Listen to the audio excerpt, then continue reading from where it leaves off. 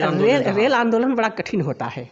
Rail आंदोलन में घर द्वार बिक जाता है, जमीन जायदाद आपका बिक जाता है। वो सामान्य आदमी नहीं कह, 1 मिनट का रेल रोकने का 900 रुपये जुर्माना लगता है। तो उसमें जब मैं चर्चा में लगाया कि भाई यहाँ तो बड़ी खराब रेलवे पोजीशन है, पुल टूटने वाला है, जर्जर पुलें हो गई है, रेल लाइन 1903 की बनी हुई है, कैसे ये चलेगा। तो जिससे कहूँ कि रेल आंदोलन करना है तो वो कह देता था कि आप सांसद से कहो, और आप करोगे तो घर द्वार बिक जाएगा। मैं डर जाता था, लेकिन साहस इतना था कि मैं सीधे अधिकारियों से मिलना शुरू किया। इसके बाद मैं एक ज्ञापन दे दिया लखनऊ डीआरएम को, और शुरू किया धीरे से रेल आंदोलन, डरता डरता। पहले रेल आंदोलन में हमारे 200 पुलिस आई, और मैं डरता हुआ उनके बीच में डरता हुआ इस समय डर गया। मैं जरौना रेलवे स्टेशन पर, मुझे सबने घेर लिया कि 50 लाठी मारो और इसको ले चलो जेल में। हाँ, लेकिन हम लोग डरते डरते वहीं खड़े रहते थे। नहीं, हम लोग हमारी समस्या मानो, नहीं हम रेल आंदोलन करेंगे। फिर हम हाँ, इसके बाद उसी में चुनाव कोई आ गया था पालिका का, तो हम भी दांव पा गए। हमारे पास थाना वालों ने लेके आए कि आप धारा 144 लगा हुआ है, आप आंदोलन नहीं कर सकते हैं। रात भर यहाँ पुलिस बैठी हुई थी हमारे आवास पर रात भर पुलिस बैठी हुई, पहरा लगा हुआ था। इतना पुलिस ने हमको घेर लिया था कि ये रेल रोकेगा। तो मैंने एक स्टेशन पर रेल स्थगित कर दिया।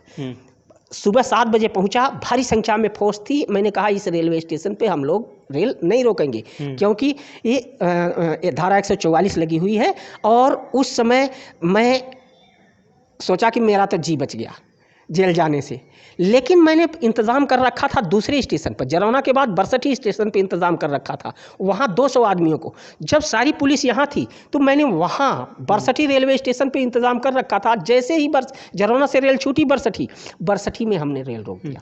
तो मुझे आप थोड़ा ये बताइए, कितना मुश्किल होता है आंदोलनों में लोगों को इकट्ठा करना? आंदोलन यहाँ की जनता नहीं जानती, जैसे जौनपुर की जनता है, तो ये मेरठ मुजफ्फरनगर की जनता नहीं है, जाट आंदोलन की जनता नहीं है कि यहाँ तो पुलिस अगर होमगार्ड डांट दे कि अभी 20 लाठी मार के जेल में डाल दूंगा, तो शायद है कि 2-4 दिन वो आदमी दिखाई नहीं पड़ेगा ना, इतना डर होता है।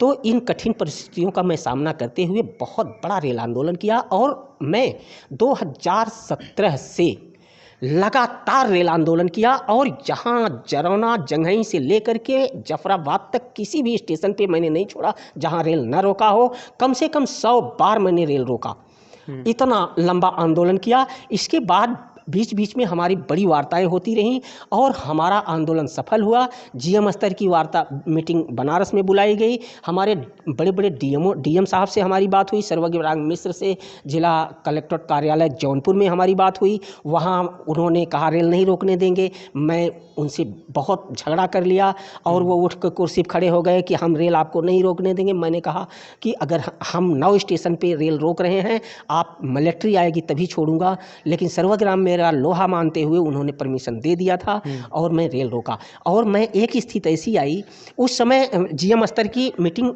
हुई और 600 करोड़ हमारे पास हो गए थे यहाँ जंघई से जफराबाद तक। लेकिन पूर्वांचल भर की मीटिंग बुलाई गई, उसमें मोदी जी भी जानते थे, वहाँ के सांसद विधायक लोग भी जानते थे कि जौनपुर में आंदोलन हो रहा है, इसलिए पूर्वांचल की भी व्यवस्था बदली। तो मैं मोदी सरकार को धन्यवाद इस मामले में देता हूँ, भाजपा सरकार को धन्यवाद देता हूँ, जिन्होंने रेल आंदोलन के लिए बहुत बड़ा सहयोग दिया। इसमें मैं नकार नहीं सकता हूँ, और मेरा रेल आंदोलन 100% सफल रहा। मैं एक समय ऐसा था कि बरसठी में 3.5 घंटे एक रेल एक्सप्रेस रोक दिया था। इसके बाद 20-20, 25-25 मिनट कई गाड़ियां मैंने रोक दिया था। 3 दिन आमरण अनशन पे बैठा रहा। इस तरह से हमारा रेल आंदोलन 100% सफल रहा। हमारा बैंक आंदोलन हमारा 100% सफल रहा।